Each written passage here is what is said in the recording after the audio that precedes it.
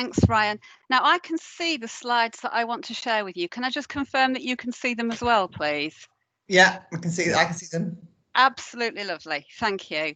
So I am speaking not just on behalf of myself as the Principal EP in Portsmouth, but actually as the chair of the National Association of Principal Educational Psychologists.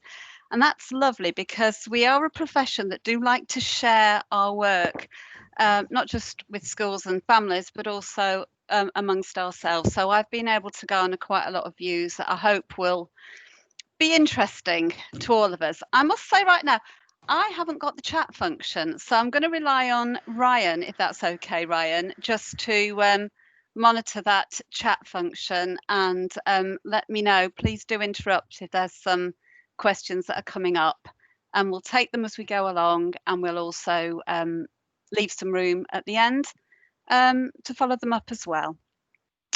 So, just before I talk about how we've been working during the pandemic as a profession, I'd just like to say a little word about how we work in general. We're here to support good outcomes for children and young people, mainly in the arena of education, but also we work with our health and social care colleagues. And we may focus on individual children, but never solely. And we do like a good model as educational psychologists, or a framework to inform our work. And many of us will be familiar with Bronfenbrenner's work. So you'll see where we are, the child at the centre, but actually we'll be looking at all the different areas that impact on a child's development, not least, and most importantly, I would say at the moment, the social structure and the political climate. So all those discussions about children's mental health and well-being, and the harms of not being at school versus the risks of the pandemic are so important at the moment in our thinking. So yes, we will work within frameworks and we'll be looking at the whole child. Moving on. Yes, I think it was Plato that, if I remember my history lessons well, that talked about necessity is the mother of invention. And as a manager of an EP team, I can tell you that we work with people and that our focus is on listening, understanding, communicating. But March the 18th was the last day that I went into Portsmouth Civic Offices, and I haven't been back since, and I haven't met any of my team or any other colleagues that I work with in person since then. So I think it's probably the same in lots and lots of different areas. And our big question was, how do we carry out our roles? How are we going to perform? So if you could cast your eyes on the circles, the outer circles, there's 5 of them. And I wanted to share this with you because this is based on some research by Hobfall and colleagues back from 2007. And he was looking at key principles that were important if we were trying to recover from a disaster or a serious incident. No, not a pandemic per se, but nonetheless a disaster of some sort. And we have noticed right across the country really that these have been picked up and they have been used as a framework for informing the way that services have chosen to operate and move forward during the pandemic. So this is a piece of work that's come from Hertfordshire. They've donated this slide to me, Hertfordshire EP team. And they've looked at each of those 5 areas with the view to supporting the transition of children back into school. And they've put this into guidance and support for schools, families, and settings in the, as you can see, around those circles. So they've looked at how to prioritise relationships, how to build a sense of identity, how children leave their current school and go on to their next setting or their next classroom. How we promote resiliency. All these things have been taken into account, and the focus of the work of this team and many others has been around those areas. So here's another example that my colleagues in Northamptonshire have produced. They've used the same framework and put it into a set of guidance for schools. Please let me know if there's any questions emerging in the chat, or I shall just keep going for a little bit longer, just to give you a bit more of a flavour of how we are working remotely at the moment. So I'm going to move on to Warwickshire. So colleagues in Warwickshire have set up telephone support for parents. Typically, well, many calls every day, actually, they're coming in to this line that's been set up. A number of guidance documents have been set up for parents, carers and professionals. And I believe there's been some very successful webinars with up to 500 participants, attendees in some cases. Critical incident work is something that all EP services generally engage in. And are primed, I think, to support schools and settings where necessary at the moment. Virtual training has become a new way of working, as have virtual meetings. While we haven't been able to get into schools, we are certainly having contact with schools, with nurseries, with colleges, and with parents and carers. Again, Doncaster have continued their work with other agencies right across their authority and facilitated circles of adults, which is a lovely approach to take with teaching staff and other professionals, and have set up virtual consultation groups. And I think it is quite impressive, actually, from these authorities. And I'm not saying it's just educational psychologists, of course, that are doing this, but how quickly, as the children's workforce, we've come together and adapted ways of working. Harrow have also looked at how they can provide webinars for schools in particular, focusing not just on the well-being of children, but also on school staff as well. We mustn't forget that. I know from working in with my own authority, the immense pressure, I think, that head teachers have been under recently, working their way through all the myriad decisions that they have had to make to keep themselves safe, their staff, and obviously children and families. Picking up a point on the previous speaker, actually, Nicholas was talking about the views of and hearing from children.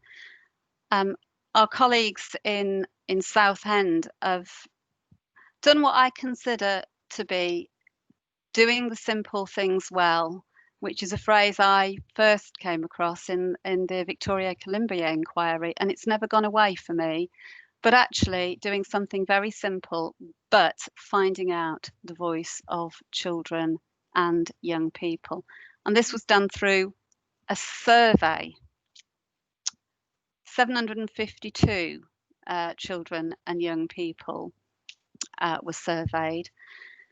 And the responses have shaped the offer that has been made in Southend to children and young people. And a number of key themes came through this work.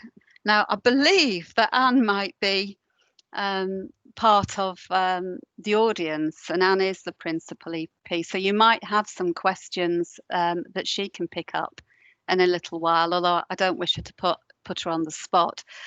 But some of the key principles that came out about consistency, the need for strong relationships, opportunities lost and gained, for example, during the pandemic. These were all key themes.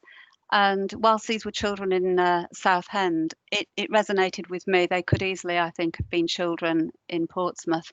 In fact, they could easily have been the adults, of course, in all our towns and cities, villages.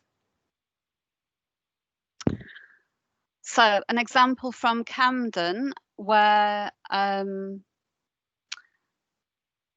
where Camden have produced guidance specifically for children and young people, and this is pitched at young people in a style and a format that will be perhaps more accessible to them. But there we go, another nice example. Some services have produced some or taken a very therapeutic approach. So here's a nice example, I think, from Nottinghamshire County Council, where the EPs have developed some therapeutic stories, which they are not necessarily about problem solving or finding answers. It's about understanding and making emotional connections with stories and characters. So they are analogous, and they might deal with the sorts of issues that would come up through a pandemic without actually mentioning them as such. They can be extremely helpful and a lovely way into talking about feelings and normalizing them. So a nice piece of therapeutic work. And Hammersmith and Fulham have also done some work in a similar vein, but they've used a worry tree. And this could be work that's perhaps delivered by educational psychologists. Same with the therapeutic stories, actually, or delivered indirectly through staff and parents and carers that know the children really well, but it provides a framework for talking through issues that children might be worried about. I imagine authorities that have got emotional literacy support assistants will be very familiar with this sort of approach. Okay, so here's Portsmouth Guildhall. It's opposite the civic offices, which is a slightly less impressive building. And actually, I haven't been in there since the middle of March. But an example here from us about a piece of work that we've been doing alongside colleagues in social care and other teams within the education department, supporting settings and helping with tracking vulnerable pupils. We've been talking about vulnerability this afternoon, and Andre mentioned the EHC risk assessments. So we've made an operational contribution to that strategic approach that's been taken in the city, and that's had a reach into all the schools across our small, very densely populated city of Portsmouth. So there's some examples of the spread of work that we've delivered, I think, as a profession across different places in the country. And I'd like to tell you now a little bit about the guidance that we had put together starting last November with a workshop, and we were updating the guidance for psychologists writing advice that would contribute to education, health and care needs assessment. Now, this is a statutory function that we are engaged in. The small boxes are the principles upon which we had based our advice and guidance, which was just about due to be published. And then along came the pandemic, which we hadn't foreseen, obviously. What that meant is that we took a step back and had to think about what had we learned during the pandemic that might contribute to that. If I could find a phrase from one of the previous speakers that I thought was rather nice. What do we need to end? Do we need to amplify? What do we need to restart? And what do we need to let go? I thought that was a very helpful way of conceptualizing some of the things that we are doing. So our work as psychologists has suddenly, exponentially included a lot more of the type of communication you're seeing on the screen in front of you now, and that indeed we're participating in.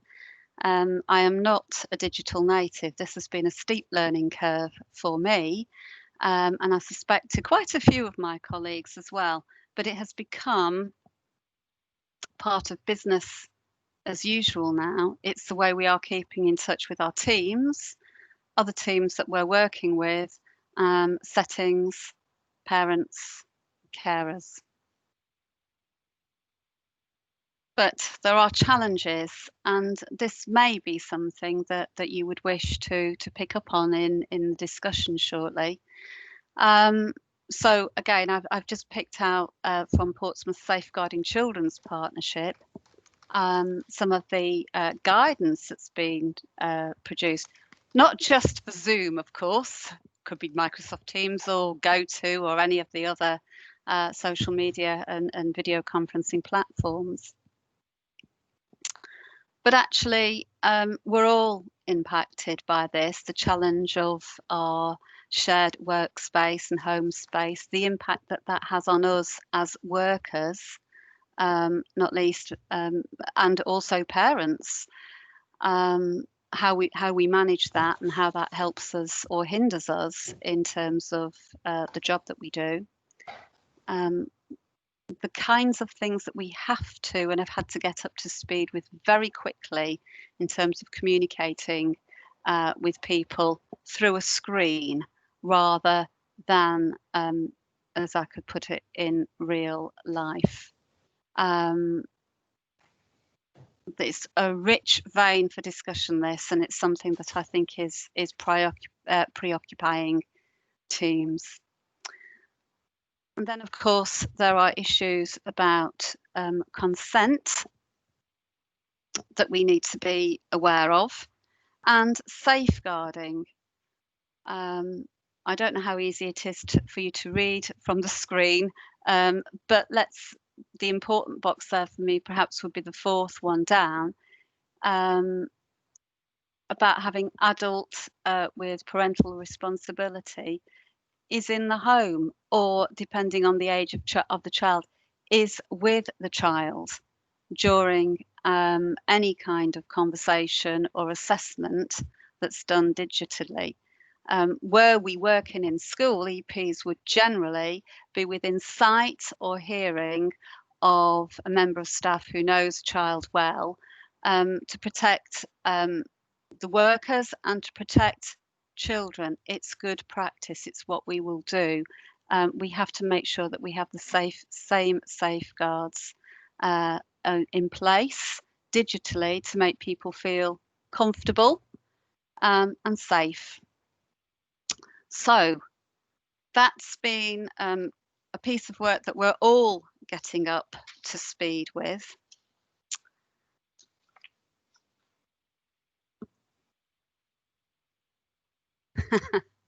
So I've rattled through that, which may mean that we have a much earlier tea break than on the programme, or it may be that it leaves us time for some questions. Perhaps it's just sparked some questions you would like to ask. I'd like to thank you for joining in, and those words on the screen you can see now: flexibility, adaptability, and tolerance. I've taken from a piece of work that we're doing in Portsmouth at the moment, developing a new profile for assessing neurodevelopment. and it will support the diagnostic pathway for autism and neurodiversity in the city, and hopefully improve it somewhat. It's very needs-led. It's not necessarily about diagnosis, but one of the 9 areas on our profile is about flexibility, adaptability, and tolerance, and how that is different in children and adults. But actually, as I was putting this little workshop together, it felt that those were key things that have been demonstrated in abundance in recent times during this pandemic, in the way that we've all rallied, all of us across all professions, to support children and young people. I don't say at all that we've got it right in every case, but I don't think it's been through lack of effort. Finally, just a little plug of something that you might be interested in from the British Psychological Society. It'll come out with the slides, and there's a link to it there, but that might be a useful document to have a look at. So I'm going to try and stop screen sharing now. Yep, and then come back and see if Ryan has any questions in the chat room. Chat has arrived. I can Wonderful. see chat. Great. Thank you so much for that, Liz. We just had a quick question from Kathy Hamer around that guidance that you'd mentioned for educational psychologists providing advice and info for EHC needs assessments. I think Kathy was just inquiring as to where is the best place to find that. Do you kind of have a link handy for that? There is the link in the slides. It's in the so slide. When they go Great. out, you'll be able to get it that way. But I would imagine that if you just search British Psychological Society back to school, you will be able to find it that's great. quickly. Excellent. Cool.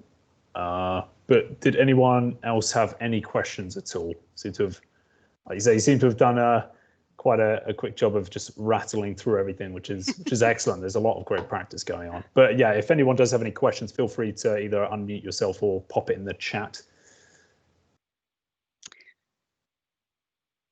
Can I just pick up on something that Anne Powell Davis, who is, I believe, from Southend, has put: pupil views around COVID pandemic, an opportunity for change in education.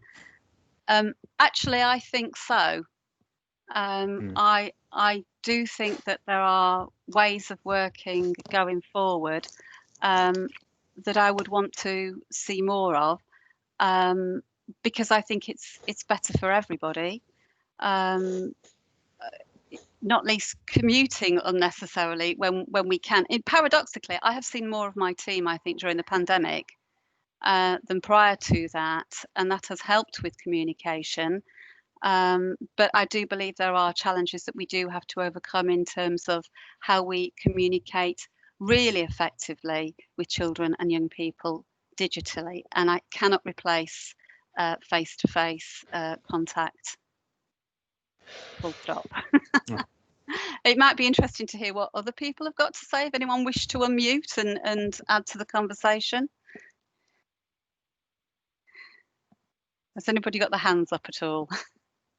I'm not seeing any at the minute. Right. Okay. What do we have? Something's just popped up. Someone's got their hand up. Is that Anne? Anne, do you want to unmute yourself?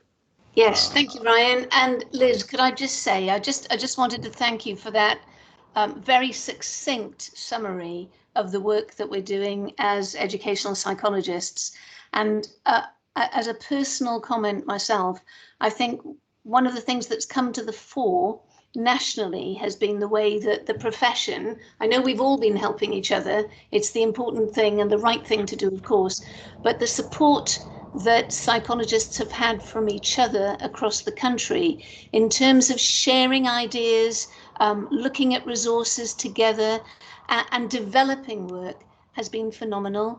And Liz, I think you've just demonstrated there how people, when I know you were asking about this presentation this afternoon, whether anybody wanted to support, you were flooded with people wanting to help. So, I mean, I just think it's a privilege to be in the profession that we're in and working for and on behalf of our children and young people in our various communities. Lovely. Grand. There's a question on the chat that I'll just take before I miss it, and that's from Kathy, and it was about the Joint Professional Liaison Group guidance, and that's about the EP statutory contribution to the EHC assessments. Kathy, it will be out very, very shortly. It's just been proofread at the moment. We will put it on the National Association of Principal Educational Psychologists website, which you can just search for.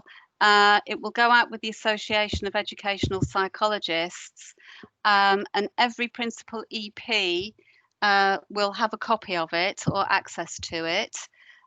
So please talk to your principal EP and they will be able to provide it for you before too long. So somebody did have the hand up, was that? Excellent, yes. I think Helen Osborne may have had her hand up. So Helen, if you have a question, feel free to unmute yourself. Yeah, just to say thank you very much for that presentation. As a newly appointed PEP down in Swansea, it's really helpful to have all of these resources shared so generously by colleagues in the field. Just picking up on your point around an opportunity here to work online with pupils. I mean, I think we're all aware that for many pupils on the spectrum, they perhaps feel more comfortable presenting as an avatar rather than their real self. And being able to actually see facial expressions in a screen-like structure is also helpful in communication. So this tool, I think, needs to be developed further, and we do need to see it as an opportunity for those pupils who perhaps feel more comfortable in communicating in this way. I know personally, myself as a psychologist, I prefer the face-to-face, the pick-up on NVC, etc. But I think we do have to think about how we can extend it further and amplify opportunities for spectrum pupils in particular. Yes, I think it is about, being aware of individual needs and what's going to be the best fit, but it does provide some opportunities in that way. I think, being digital savvy, some parents, obviously that's easier for some than others. I've had meetings with parents that are way ahead of me and are well into it. I've had, but in other hand, I've heard from parents who are working with members of my team where we've done a little rehearsal first. So we've got people online and had a chat, explained how it will work, made people feel comfortable. And then if for example, they're having a co-production meeting about an education, health and care assessment, they are primed and ready to be able to make a better contribution. And it feels much more doing with rather than being, a rather shy or reluctant participant in that. Yeah, I think from our experience, what we're finding is that initial consultations, meetings are working quite well online. It's that next step in terms of assessment, intervention, that perhaps is more tricky. And I know that a few years ago, I don't know where we're at the moment with the development of this software, but there were developments in delivering CBT online with in a therapeutic way, and the pupils actually being the avatar, exploring a virtual world and challenging their negative automatic thoughts. It was called Pesky Gnats, if anybody's familiar with the program. No. Yeah, pesky gnats were the negative automatic thoughts that you had to trap and challenge in various ways. And it was just using gamification to engage young children and young people in working therapeutically in an environment that they're comfortable with. Yeah. And so again, I think that's a good example of how we can move things forward online. Yes. I think another issue that might come up and be of interest to the audience, I don't know, is whether or not when EPs will be going back into school. It's been a subject that principal EPs have certainly been debating, and largely the large majority is not just yet because of the social bubbles. Now that will change shortly, but at the moment And certainly in my authority, we've taken the view that if you go into that bubble and then you come out of it and you go into another one, you're breaking the bubble, and that's probably not best. So we're not doing that just at the moment, but obviously that will be reviewed every time the government position changes, which, you know, things have changed again today and they will again shortly, I know.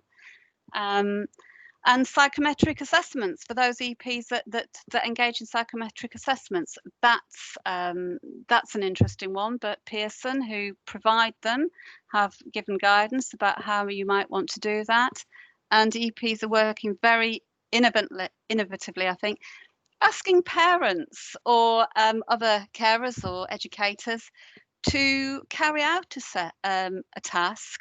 And they're watching it and they're learning so much about how children are approaching tasks and learning and demonstrating skills and knowledge in that way. So we are making it up as we go along, but doing the very best job we can, and we're guided by evidence and what we're learning from everybody else. I think that's all I have to say. If there's any other final points, Ryan, that we need to make here? Just going back to the guidance that was mentioned previously that you mentioned will be available. Kathy's just asked again if it will be available to EPs working in private practice and other settings. Yes. Cool. It is. Yes. Brilliant. Yes. It's covering educational psychologists. Yeah. Excellent. Wherever they work.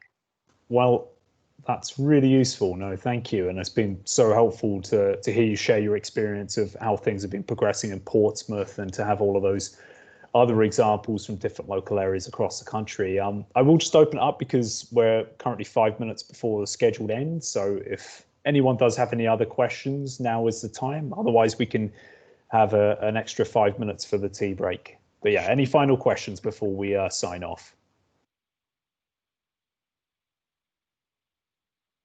No. Excellent. Great. Well, as advised before, all recordings of this workshop today will be available to a little sign-off message there from Helen. Yeah, so all recordings will be made available after today, and we'll include links to some of the resources that Anne also helpfully shared in the chat as well. But thank you ever so much today, Liz. And if everyone has details of their next session that they're going to, follow the link for that at 10:02. Great. Yeah, and thank you, Ryan, for your help. Yeah, of course. No worries. Okay. Bye, Excellent. everyone. Thanks, everyone. Bye.